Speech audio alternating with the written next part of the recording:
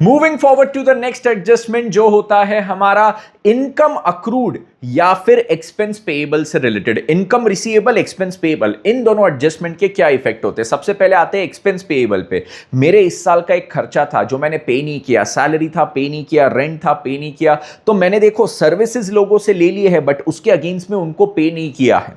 तो अब क्या हुआ, जब मैंने सर्विसेज ले ली है तो खर्चा तो हो चुका है, that is a cost that I have incurred, तो खर्चे को तो डेबिट करना पड़ेगा।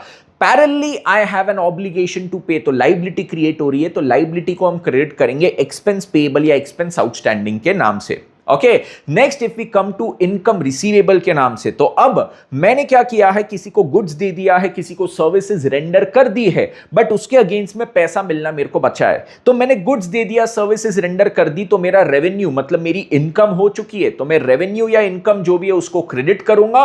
और सर मेरे को पैसा मिलना बचा है, इकोनॉमिक बेनिफिट अभी होगा मुझे आगे जाके, इकोनॉमिक बेनिफिट इज रिसीवेबल, तो मैं एक असेट को क्रिएट करूंगा। मतलब जो मेरा इनकम अक्रूड है या इनकम रिसीवेबल है या इनकम आउटस्टैंडिंग है, वो असेट को मैं डेबिट करूंगा और इनकम को मैं क्रेडिट करूंगा।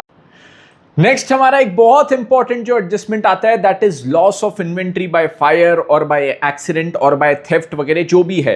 तो ये तीनों में से कोई भी कारण दिया, इफेक्ट इसका सेम ही होता है। अब देखो आपके पास से अगर आपके गुड्स इन्वेंट्री ये चीज चले गई, ये चीज का नुकसान हो गया, तो नुकसान मतलब लॉस, लॉस को हम करते हैं डेबिट, और कहां पे डेबिट करेंगे इसे, पीएनएल में।